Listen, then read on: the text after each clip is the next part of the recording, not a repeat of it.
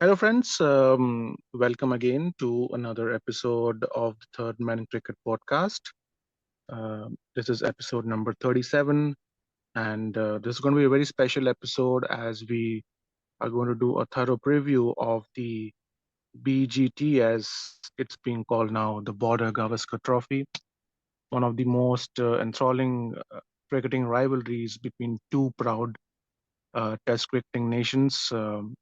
Who have provided riveting action as far as the red ball is concerned in the last couple of decades since the contest between these two teams was christened after their two most famous batters in the era gone by. And this time it's the men from down under who will be visiting the Indian shores, looking pretty much to avenge their two back-to-back defeats in Australia in 2018-19 season and then in 2020-21. And this time it also has the extra backdrop of the World Test Championship, with the Aussies having already secured a place in the final, and India also, being front runners to be their opponents in that final that's going to be played at the Oval a couple of months down the line. Um, we do have, the likes of South Africa and Sri Lanka, who do also have an outside chance to progress to the World Cup, sorry, the World Test Championship final. But India remain the form favorites as we speak. So that definitely adds another context to this series. But more than the World Test Championship final, it's going to be how engaging or how engrossing this series is going to be because, like we mentioned at the end of our last episode, seldom do we get very competitive test series in this day and age.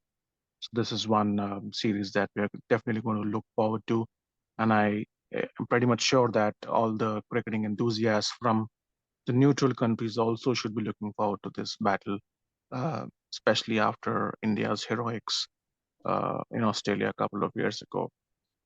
Having said that, let's jump straight into this. I have my colleague Ravi as well. Hope you're doing fine, Ravi. And why don't you take it away by giving a snippet of both the squads and how do you feel about the head-to-head lineups in these squads, and also give us a perspective of the different venues that are going to host the test matches. And this is going to be the last time that the Border Gavaskar Trophy is going to be a four-test series. After this, it's going to be a five-test series, one more test added, and all the much better as far as um, all the fanatics of the test game are concerned, which is the pinnacle of our sport, definitely. Over to you, Ravi. Oh, yes. So we've discussed this in length in the past as well. Whenever there are stakes, if each and every test is actually important, it it adds an element of pressure, not just for the players but also the fans. We're at the fag end of say the World Test Championship, and then of course, as you rightly told, Australia and India pretty much look favorites to go into the final and play it oval. Um, and South Africa had a very good chance. We thought Pakistan had an amazing chance, and England lost it out early given their terrible Ashes campaign. So nonetheless, what fans would love to see or watch is definitely a series wherein each and every test match is damn important. And we saw that happen back in 21 when England traveled to India. And then, of course, it was quite important to India to win each test. And then we saw the thrashing at Chepauk, and then in the very same venue we played on a different surface, and then it was all together a different one. The reason I'm telling this is because the first test at Nagpur is also quite critical in at so many levels. Mainly because it's important for India to kind of level the series or win the series, and then that would pretty much allow us to go into the final. And I think we are at that very stage wherein bilateral victories will not matter much, at least the home ones. I agree, it's Australia coming here, and then back in 2017, sorry, 18, I believe, when Australia traveled to India, we had a terrific series wherein it was very closely fought, and then we really saw the passion of Virat Kohli, and probably which he himself calls quite a very toughest victory, series victory, and whatnot. Given the quality that we see.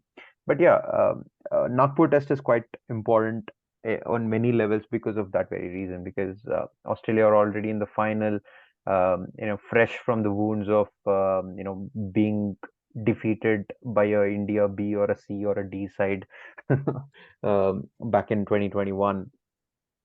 So here they are to kind of avenge, right? Like we pretty much know that they do not have much to play for, at least in terms of World Test Championship. But I'm not even sure if they're really worried about World Test Championship. The obsession of silverware is for the subcontinent because we really want those trophies. But countries like England and Australia kind of take it a bit easy. But of course, they want to work towards it and whatnot. But nonetheless, what's important for them is to kind of give their 100% on that very day, and silverware and everything would naturally follow is their thought process, and that's how England also operates. And now with this very series, there's a lot at stake, and then we're playing it the first test at Nagpur. um, Very good wicket, and then at Delhi, followed by Dharamshala, and lastly at Ahmedabad. It's a very interesting situation at Ahmedabad because we pretty much know what's required that needs to be done by the fourth test, and by that very time probably we will be actually looking at wickets that are, say, that can turn square or probably are competitive enough or whatnot. Of course, time will tell, but nonetheless, it's very juicy, right? There's one test series that probably after the India tour of South Africa, I don't think there was any test series that I was particularly really excited about, and I think Australia touring India is one such good occasion, great occasion. Just to talk about squads, to start off with Australia, Usman Khawaja had his hiccups or turbulences, not in his flight, but with his visa issues. Uh, uh, Hopefully not for reasons we know, but nonetheless, he's got those visas cleared, and then he's on his way. We have Matt Renshaw and David Warner, two lefties again. Uh, as sheer batsmen, and then of course the king, or the already a legend, Steve Smith. In the form of all-rounders, we really need to talk about Ashton Agar and his recent form, who's been quite decent. Manas Labuschagne, who's not necessarily an all-rounder to say, but who can spin bit and is a very good option to have. And then of course Travis Head too. And Cameron Green was still in the reckoning until today. But today, I think we pretty much got a confirmation that he'll not be available for the game, which pretty much I think opens up doors also for Peter Hanscomb. I think he'll be an addition with followed. I mean, of course, we have Alex Carey in the squad with a bunch of bowlers with Pat Cummins, Josh Hazelwood, Nathan Lyon, Mitchell Stark, Mitch Swepson, and Scott Boland too. And of course, they're traveling with Lance Morris and Todd Murphy, but it would remain to say really would if they really would actually get a game to play. But nonetheless, I'm pretty sure that there'll be probably one at least wicket wherein Australia are going to play three spinners plus Labuschagne, maybe Swepson, Ashton Agar, and Nathan Lyon, and that would be really interesting, right?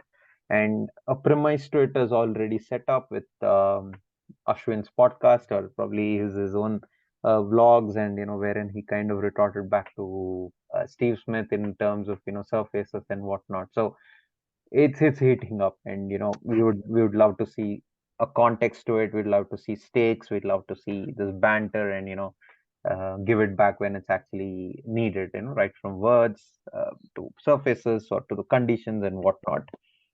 And this time around, if there is any Australian media actually pointing out for a fact saying, okay, the conditions are not good, we all need to, have a ready scorecard of the recent South Africa tour of Australia, wherein they've produced some miserable, uh, pitches, miserable for the lack of words, or probably just to be civilized, right? So that's where we are with Australian Test squad, and it would be really interesting to see. And the batsmen more or less select themselves, but having a Cameron Green from the second or third Test would actually give them a lot of options in terms of bat and ball, and then it would be really interesting to see what he can do with the bat mainly more than ball. Um, Once he's in the side. With regard to India, I think yeah, Rohit Sharma, Shubman Gill, Cheteshwar Pujara, Virat Kohli, Shreyas Iyer, and Surya Kumar are the clear batsmen out there. But Shreyas Iyer's fitness is not very clear, so we do not necessarily know what would be his situation. Uh, Say 80% out, but there's a week more. Maybe there's something possible, right? And then very glad to see Ravindra Jadeja back. Ashwin was always around, and then this time around, I think it's pretty much going to be probably his last Test series, at least against Australia at home. So would be really interesting, given his stature now, which has increased multiple folds, with all the intellect flowing, with all his, I'll say, inputs or views on whatever happens in cricket. And I think he's talked about, he makes his presence felt, and he does that on the field too, and now even more with his words as well. Um, what we really miss is Rishabh Pant. I genuinely hope he gets back soon. He he gets better. He's my favorite player, and I've kind of put that on record from say maybe 5 to 6 years from the time he was a budding youngster, and now I think this is probably one Test series that we really miss him. But nonetheless, I think KS Bharat was waiting for a few chances out there. Always did well in the circuit, but never got chances because the red ball player in Pant never let him, right. So that it would be really interesting to see KS Bharat getting a chance, and then doing well with the gloves first and also with the bat, hopefully. And it's not going to be easy to keep in this series, and it all depends on firstly the kind of tracks, of course, but it's actually a real test for KS Bharat. And coming to bowlers, I think Mohammad Shami, Mohammad Siraj, Umesh Yadav, Jaydev Unadkat, Kuldeep Yadav, all in the reckoning. And to be honest, I think India has added four more players to squad. I think all spinners: Rahul Chahar, Washington Sundar, as practice net bowlers, right? And our Sai Kishore is one. And I really forgot who the fourth one is, but and on the other side. Farooq Uh, Kumar. Oh yes, right. And then of course, and I think Australia also got hold of a impersonator of Ashwin, who's asked to bowl like Ashwin. And and I think these are the snippets or probably news elements that really make it spicy, right?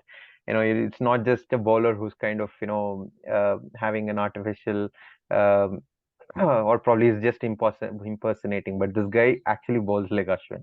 He pretty much does that. So it's interesting. There are a lot of stakes out here. The media is interested, and the squads kind of talk for themselves, and there's utmost quality, and a lot of players actually returning to the fold, and then it would be really interesting to see the crowd also returning fully to the grounds. And I have my doubts with regard to Delhi, if they'll actually be able to fill it up, but I'm expecting very good crowds in Nagpur, Dharamshala, and Ahmedabad as well. Ahmedabad didn't disappoint the last time around too, even given the COVID restrictions. But nonetheless, I think this is one Test series that will be really closely watched for all good reasons, because I think it is true form of Test cricket being back to India after COVID, and I think an Australia was India series um, just heats it up and adds it up and whatnot. So yeah, really much, very much looking forward to. And of course, over to you, Baya. What do you think? What are your thoughts? Yeah, very well summed up, Ravi. I think I echo your thoughts. And when we speak about the squads, I think it's going to depend a lot on how Australia bat, because apart from David Warner and Steve Smith, I don't think any of the top seven, including Carey, have played here in India. And we all know how much of a challenge it is to play um, the Indian bowlers, especially the spinners, in their own conditions. Especially with respect to Manas Labuschagne, he has proved his mettle elsewhere. But this is going to be the acid test for him, followed by the Ashes series in England. And if he can get through that and score runs, I think he'll be the heir apparent to Steve Smith in that regard. So it'll be interesting to see how those batsmen cope up. And like you mentioned, if Cameron Green is unavailable, then they do have an option of either looking towards Matt Renshaw, who played as an opener in that last series in India in 2017 and did quite a good job. And it was amazing he fell out of the reckoning after that when they shifted base to Australia and played matches over there. Or they can play Peter Hanscom, who is apparently a very good player of spin bowling. Again, does not have a good-looking technique like Steve Smith, but who cares if you're effective and can score the runs? So it'll be interesting to see how they cope up. And also Travis Head, who has developed an aggressive streak to his game, and that's been successful for him in um, familiar conditions at home. Remains to be seen how he copes up in the subcontinent against the Indian bowling lineup. And if they put runs on the board consistently, then they can challenge India for sure. And I think Warner versus Rohit and Smith versus Kohli is going to be the battle to watch out for as far as the senior pros are concerned in that regard. As far as the bowling is concerned, I think Stark is going to be unavailable for the first test match. And I see them going in with two frontline spinners, Nathan Lyon and then Aston Agar, followed by Cummins and Hazelwood. It'll be interesting to see who they play as the third seamer. I have got a hunch that uh, if it was Green, obviously he would be the fifth bowling option. But if there's no Green, then they might opt for somebody like a Scott Boland who's been very consistent in the home season. Uh, they've got backup spinners in the form of Mitchell Swepson and Todd Murphy, like you mentioned, who are unknown quantities. Swepson has played a couple of test matches, but it's going to be tough for him against the Indian lineup as well. Um, and the only thing I have to add with respect to the Indian lineup is that there were question marks whether it's going to be Gill or KL Rahul in the playing 11, considering there was no other space to play both of them. But that decision, I think, has been eased now with Shreyas Iyer unfortunately being unavailable, who has been very, very good since he has made his Test debut in 2021 against New Zealand. So the only question that remains to be seen is who does India open with, and who do they play at number 5? Whether it's going to be Rahul opening and Gill at 5, which I think might be the logical option because Gill has played at number 3 and number 4 for his state side in Ranji Trophy, whereas KL Rahul has always been an opening batsman. And considering that Shreyas Iyer was fit, everybody was thinking that Shubman Gill might miss the bus as KL Rahul has been appointed as the vice captain. But I don't know why people conveniently forget that is it necessary for the vice captain to play in the playing 11, considering a certain Ajinkya Rahane, who was at the peak of his powers, was dropped for 2 test matches in South Africa, and Virat Kohli was the captain of the side to accommodate Hardik Pandya.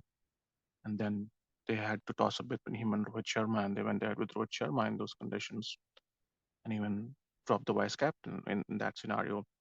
And if everybody was fit, I would have bitten the bullet, played Shubman Gill out of KL Rahul because you just cannot drop Gill in the current form that he's in, and it's going to be a vital asset.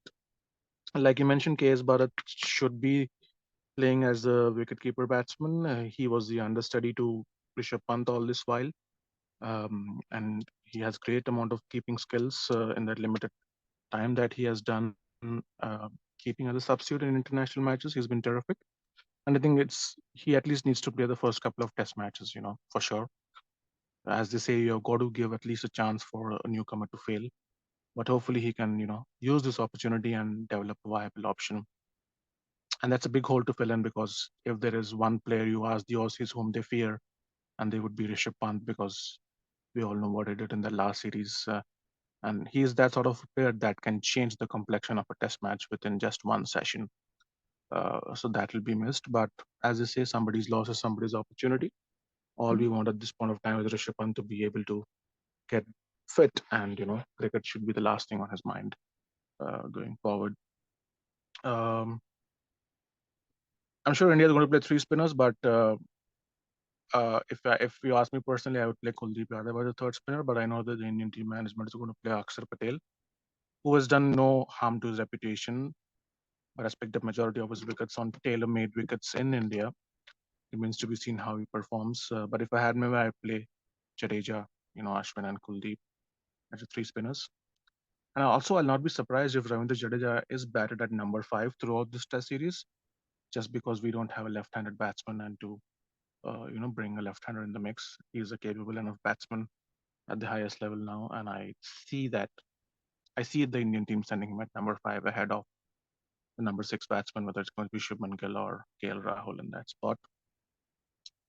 And one aspect that nobody's talking about, everybody's talking about the Aussie bowling lineup and the Indian spinners, but nobody's talking about the Indian pace battery, who has become so lethal in any condition. I'll not be surprised if Australia are caught off guard by the Indian seam attack, and two seamers. Siraj is going to be definitely one of them, and it'll be an interesting call whether they go with Mohammad Shami or Umesh Yadav, because Umesh Yadav in the last 5 years has got a terrific record in home conditions. He reverses the ball, is very accurate, has become more consistent. If it was an away test match, I would definitely say Mohammad Shami ahead of Umesh Yadav. But it'll be interesting to see. Hunt says they'll go with Mohammad Shami to start off with, but Umesh Yadav has always been brilliant in home conditions. So, all in all, it's going to be a brilliant tussle between these sides. And like you mentioned, the pitch is always a topic of debate only when the test matches are happening in India. Nowhere will you see this debate come up. When India tours overseas, there is no talk about the pitch. Our team does not complain. So I don't understand this logic of the Australians questioning these things. Of course, you're not going to get uh, pitches that are going to be similar to the test matches, even if you play practice games. And those things of playing practice games, a couple of practice games, have gone out of the window in modern day test cricket. One, for the lack of scheduling time, and two, for the lack of quality that one is going to have in those side matches, quality of opposition that they're going to have. And not even in your wildest dreams can you expect the practice match wicket to be close to a test match wicket.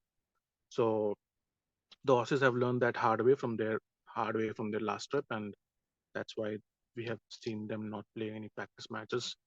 And same has been the case with the Indian team when they tour overseas as well. They prefer having intense net sessions or center wicket practices in that regard. Uh, I know Ian Healy mentioned that Australia would win the series if the pitches were fair. Who decides whether it's unfair or unfair pitch? And like you mentioned, a test match finished within 2.5 days at the Gabba, where the pitch was hardly differentiable from the outfield.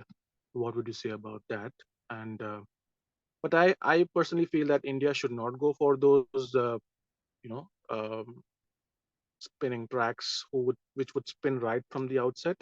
We don't need to play on such rank turners, because we are a good enough team to beat any opposition on a standard subcontinental Indian wicket, which will be good for batting on the first 3 to 3.5 days and then start crumbling. So it's a matter of showing skill, and I think this Indian team are far ahead in that skill level. Um, Virat Kohli would like to come back into the scheme of things as far as red ball cricket is concerned.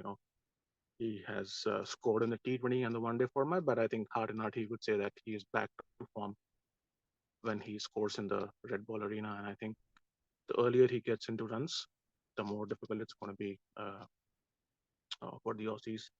And likewise for the Indians as well. In the last three series that they have played, home or away, Steve Smith has been a thorn in their flesh. So they will look to keep him, under the radar from that regard. So there's going to be plenty of confrontation and words being spoken. You expect that when India and Australia play, especially when Australia play, and this Indian team does not budge from a confrontation or having that banter as well. So you'll see sparks fly. One good thing from an Australian point of view is that they will not have that extra added pressure of qualifying for the World Test Championship final. So from an Indian point of view, the first two Test matches are going to be very very critical. As you mentioned, Nagpur has always been a traditional spinning wicket. Uh, It used to be a batting paradise in that earlier stadium that they used to play. And we all know that infamous test match between India and Australia in Nagpur in 2004, where they won the series. And the boardroom politics played a huge part in Australia playing in Australian-like conditions away from home. But I think it'll be a good, solid wicket in Nagpur, and Delhi will be the traditional low, flat, and spinning wicket. Dharamshala last time India won against Australia on a very, very good wicket, which helped everybody in the game. People who were ready to bend their back. It helped them as fast bowlers. It was good for run scoring as well and helped the spinners as well. Kuldeep made his debut in that test match and was critical in keeping the Aussies down. And to round off Ahmedabad, like you mentioned, it's going to be what's going to be the situation of the series that's going to dictate what kind of surface we get over there. We saw the kind of pitch we got against England in the day and night test match over there. So um, keep our fingers crossed, but we want to see these test matches lasting 4.5 to 5 days. Don't want them to finish within 3 days. That's going to spoil the taste of the cricketing action in that regard. So yeah, can't wait for 9th of February to arrive and see both these sides going full throttle at each other, and hopefully we get to see a fantastic series uh, at our end, and uh, hopefully India wins, and we are able to see these sides again in the World Test Championship final. And mind you, they would have played in that first uh, edition final as well, but for Australia's getting those penalty points due to a slow over rate, which gave New Zealand a chance to be in the final and win the final. Um, Definitely, they are not the best test team as they only won in the home conditions and secured a passage into the final. Australia, India are the main front runners as far as being the best test sides in the world is concerned, along with England. So um, that remains to be seen. So all in all, a blockbuster series awaits us, and hopefully it's going to live up to its billing. And one interesting fact: since the Border Gavaskar Trophy started in 1996, it was at that time when the series started to be called as the Border Gavaskar Trophy. There have been 50 Test matches played uh, in both those countries put together, and India have won 20, and Australia have won 19. Both the teams have won 14 matches each at home, with India winning 6 in Australia and Australia winning 5 in India. So that's how close it is. You cannot differentiate those two sides, um, and it remains to be seen which team uh, goes ahead and strengthens their grip over the other. So yeah, really looking forward to it, and hopefully you're going to have a cracking series. Oh yes. So actually, what not many are actually also talking about is the fact that Indians are not necessarily the same uh, age-old glorious players of spin actually at this point in time. And we've often seen how ordinary when a player like Virat Kohli is, and yeah. So we can go around about bowlers, and then unlike the last time around when England actually came here and then were tested on those spin wickets, right?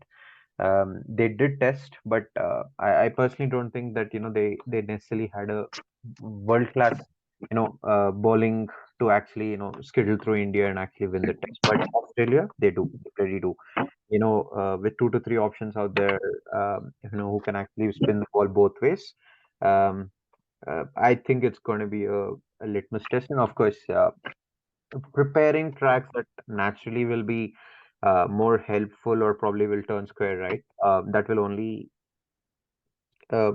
beat us in the back is what I personally feel. So at the same time, making those sportive wickets like what Pakistan does, no, we're not ready for that. Of course, they need to be having a very positive mindset. Of course, make conditions, have conditions that best suit us.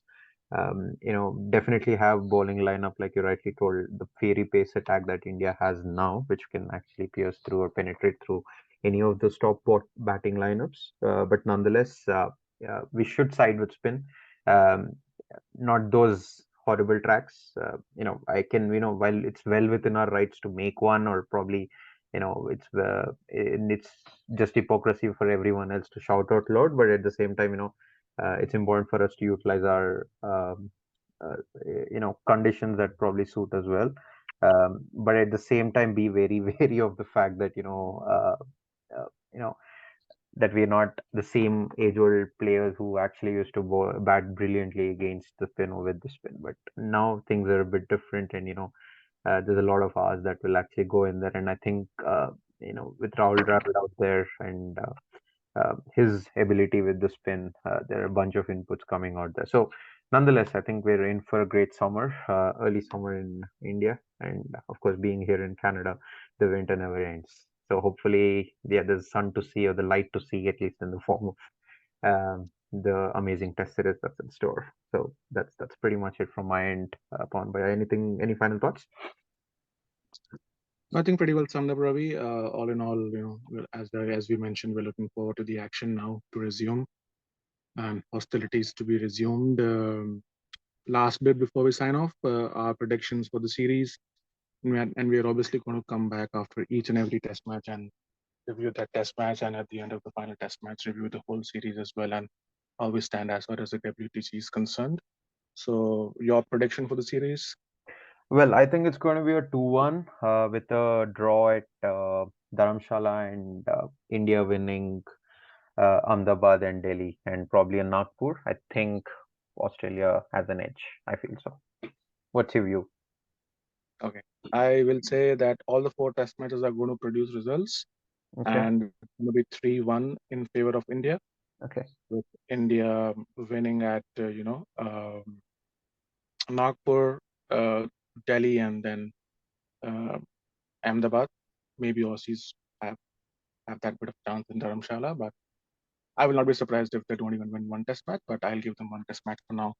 3-1 to the Indian team. That's awesome. Anything that takes us to the final.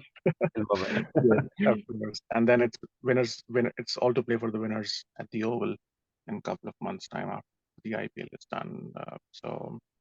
Um, that's it from our end, friends. Please like, share, and subscribe the videos, and suggest to your friends as well to listen to our podcast. Your honest feedback and suggestions are more than welcome at our end. And we will see you soon after that first test match in Nagpur. And hopefully by that time, India are 1-0 up in the series.